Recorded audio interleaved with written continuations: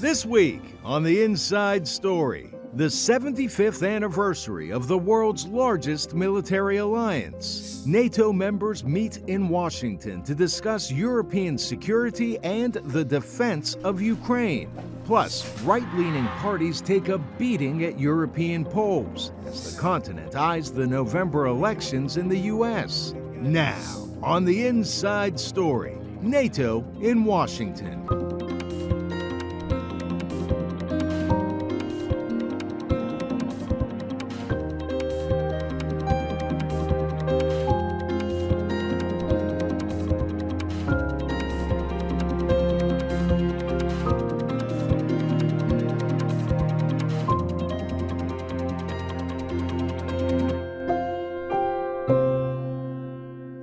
Thank you for joining us. I'm VOA's congressional correspondent Catherine Gibson in Washington. NATO, the North Atlantic Treaty Organization, celebrates its 75th anniversary this year. Leaders from the 30 member countries, including the United States and Canada, gathered in Washington to reaffirm their commitment to the alliance and to European security. VOA's White House correspondent Anita Powell starts our coverage this week.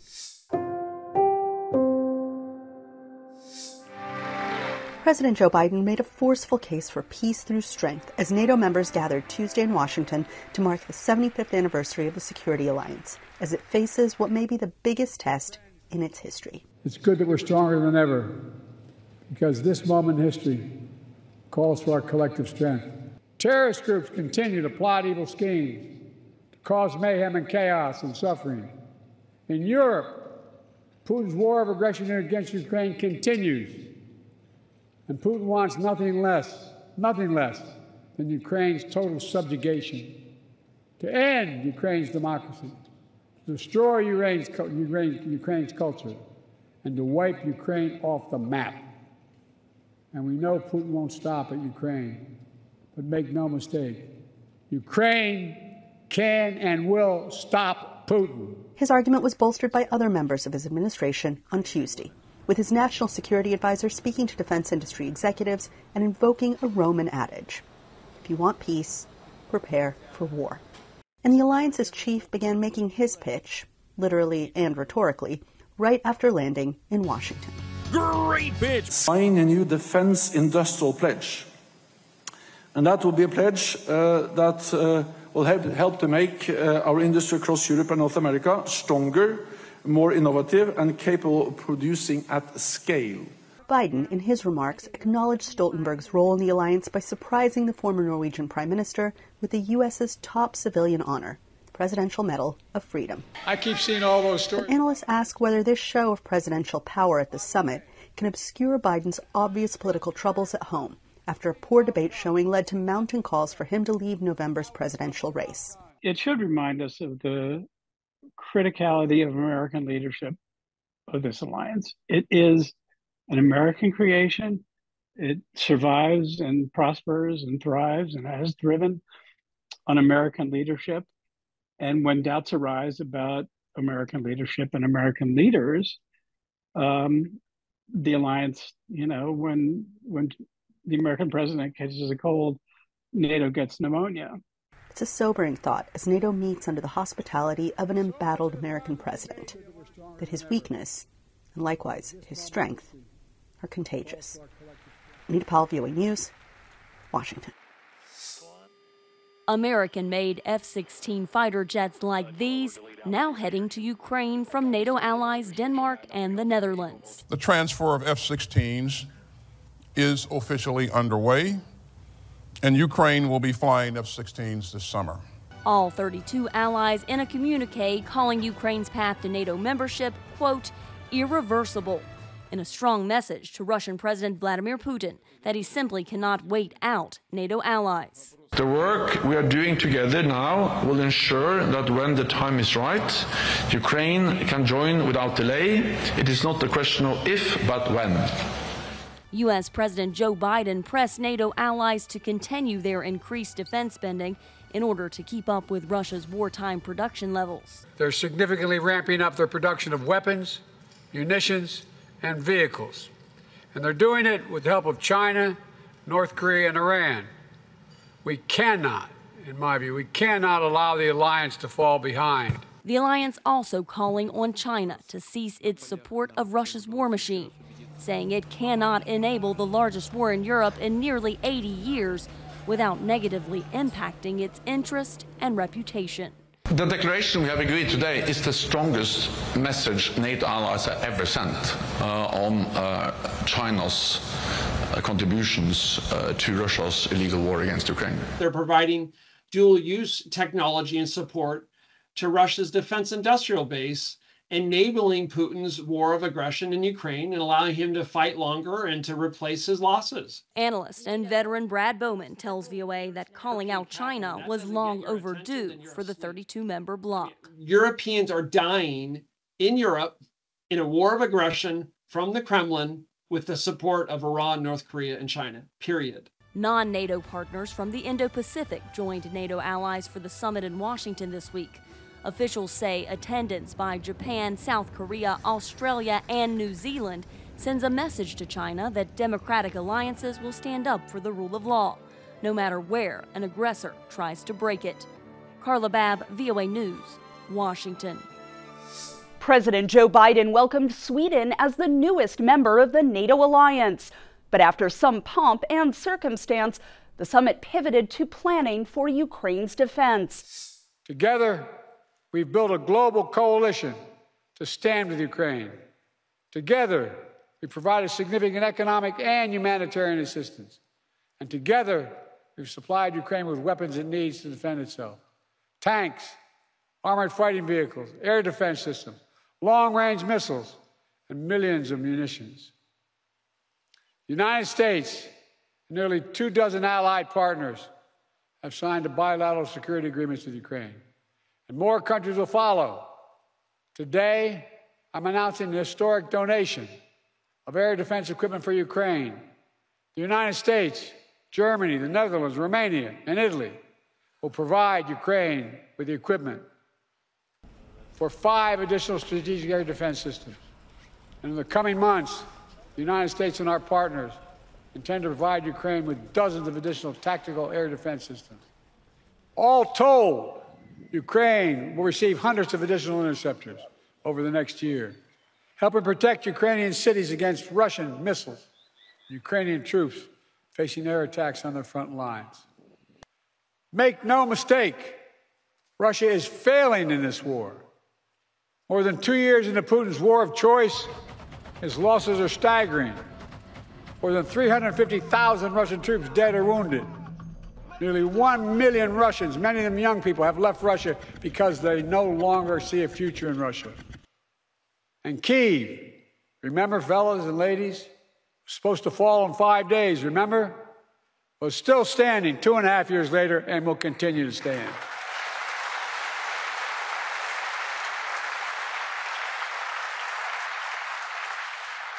All of we allies knew that before this war, Putin thought NATO would break. Today, NATO is stronger than it's ever been in its history. When this senseless war began, Ukraine was a free country. Today, it is still a free country. And the war will end with Ukraine remaining a free and independent country. Russia will not prevail. Ukraine will prevail.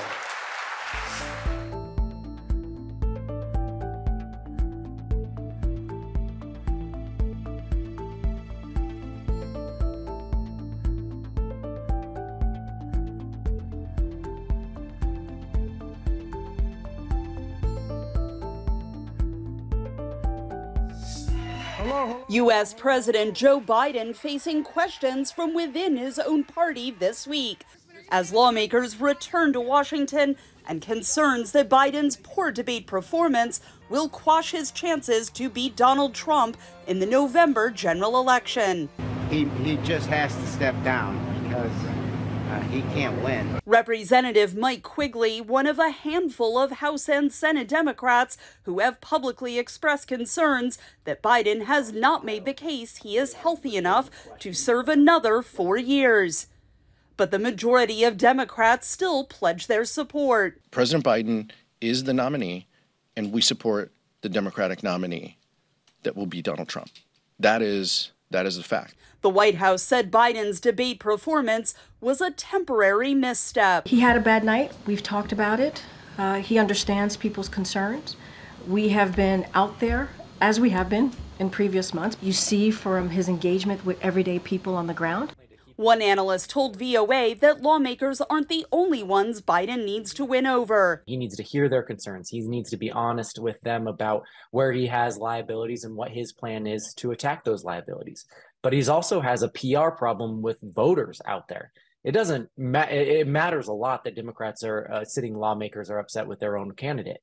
But it matters more if voters don't see him as a viable option. Top House Republicans said Tuesday administration officials should consider using a constitutional amendment that allows the vice president to remove an incapacitated president from office. There is no longer any doubt that Joe Biden is unfit to be our commander-in-chief. The Biden White House, far-left House Democrats, and the mainstream media are in complete disarray because they know this to be true. But with Senate Majority Leader Chuck Schumer not wavering in his support, I'm with Joe. The scenario of replacing Biden with Vice President Kamala Harris as the nominee is still unlikely. This is probably the most significant election of our lifetime. Democrats will formally appoint their nominee at their convention in mid-August. Meanwhile, in France, where a political whirlwind these past few weeks saw the stunning rise and fall of the far-right's bid for power. Now, talks to begin a political path forward following snap legislative elections that put the left, and not the far right, on top. France now has no clear political majority or roadmap to forming a government just 3 weeks before the Paris Olympics. Lisa Bryant reports from the suburbs just outside of the French capital. This was not the outcome most French had expected. Instead of a far-right victory, it was a leftist, new popular coalition that scooped up the most seats in the National Assembly. A setback for the right-wing anti-immigrant National Rally. After surging ahead in the first round, the National Rally came third in the runoff, behind President Emmanuel Macron's centrist coalition, which did better than expected but still lost almost 100 seats and its relative majority in the lower house. Prime Minister Gabriel Attal keeps his job for now, while the president considers a path forward. Many credit the left-wing's results to a so-called Republican front by mainstream parties to keep the far right from winning. I think the most likely scenario right now is having a left bloc, Le Nouveau Front Populaire, and also the parties supporting Macron, maybe having a sort of coalition agreement or at least cooperation agreement. After tilting center-right, the French president and his alliance may now have to tilt left.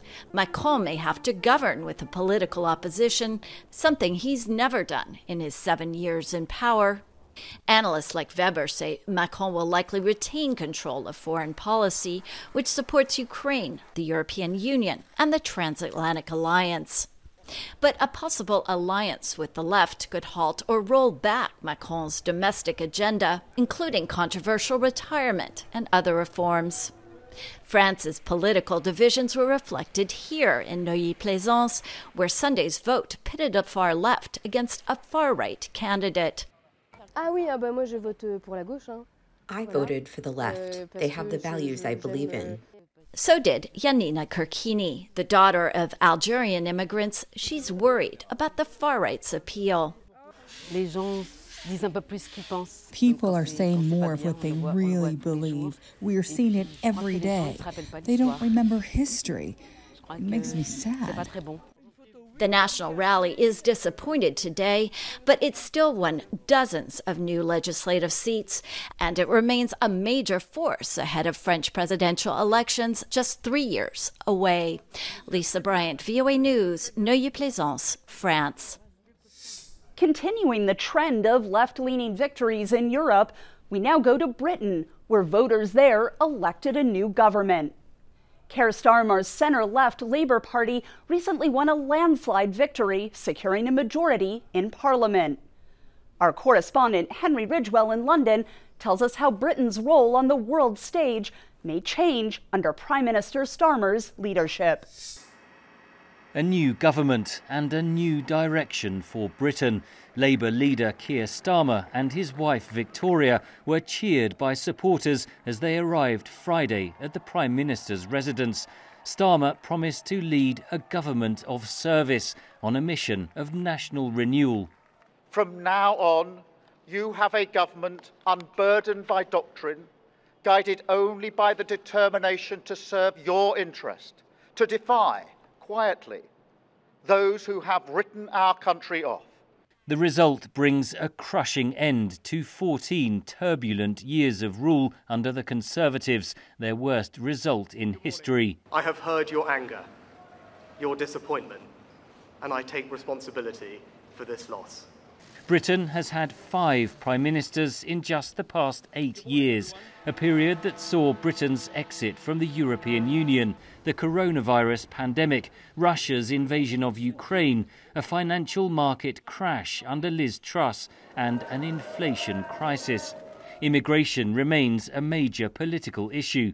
The Conservative plan to reroute some asylum seekers to Rwanda for processing is set to be dropped by Starmer. Labour is going to need to find a solution to the small boats coming across the channel.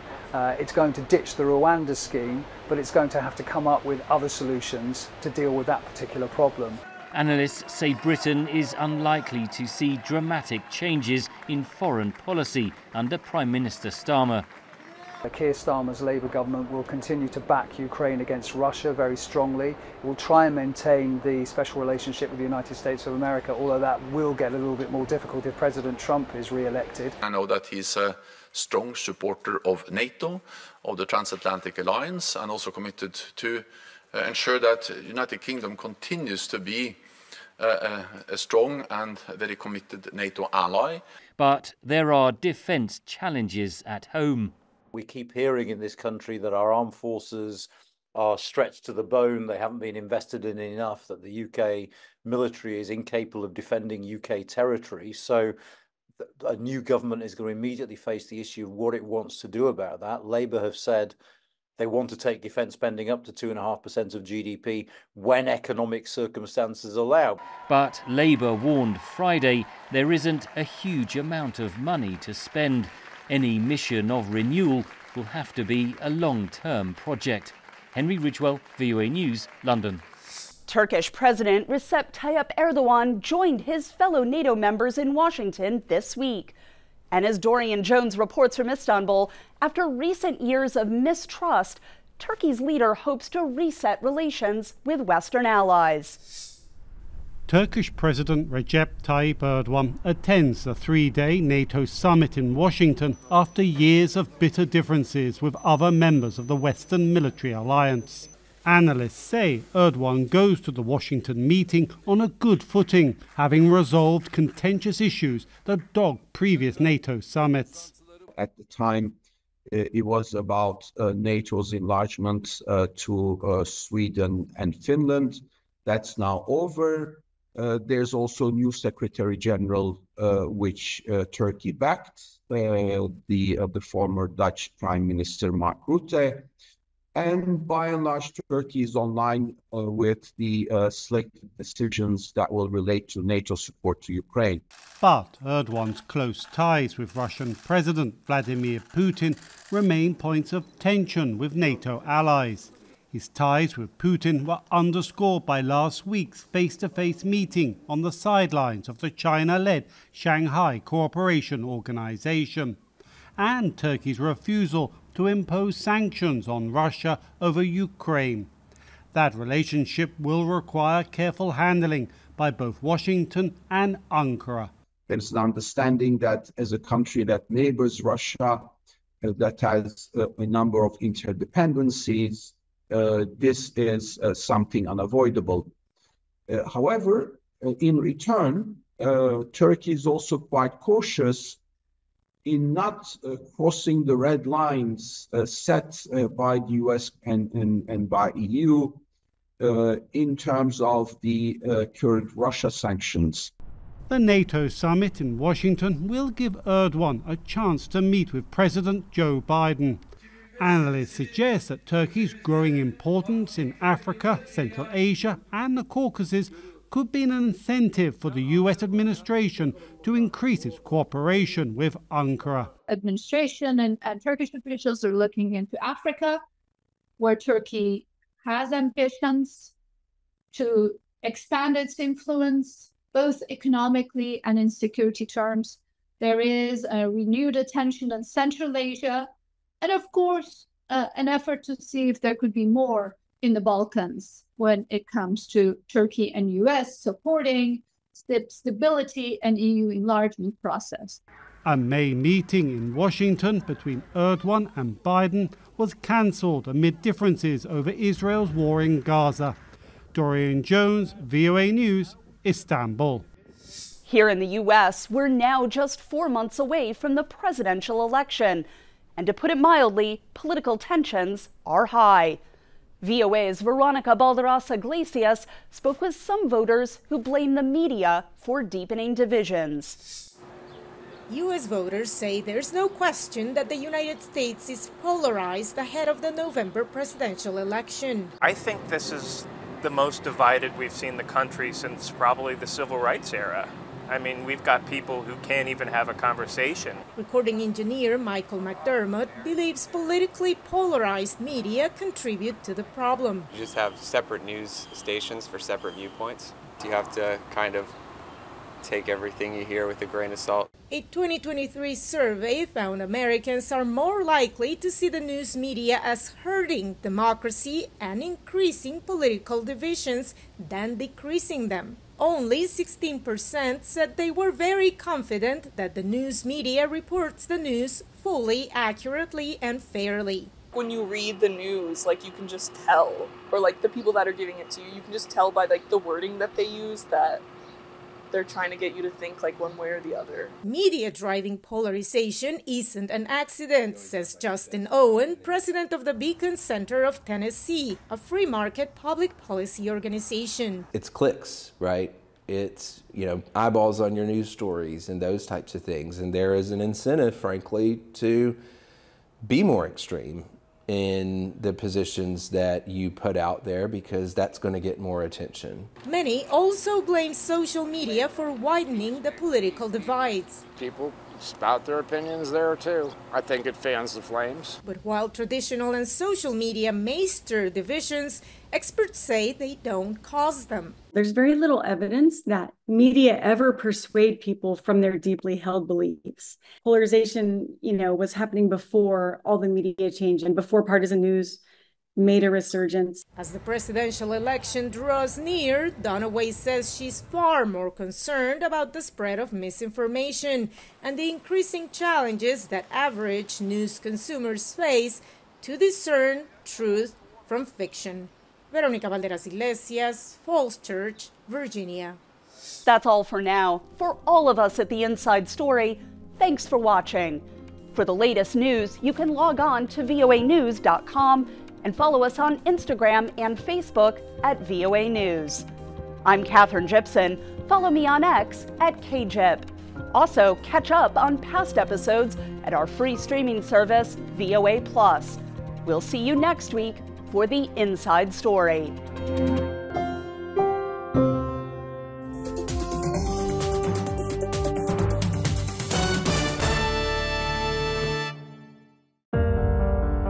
In times of change, when the world seems uncertain and what we hear doesn't reflect what we see, we seek the truth. When we are told only part of the story, we lose trust. In moments of crisis, our dreams, hopes, and wishes for a better tomorrow depends on a free press. At Voice of America, we bring you the stories that people take risks to see. We connect the world and unite it with truth. At Voice of America, we show you the whole picture.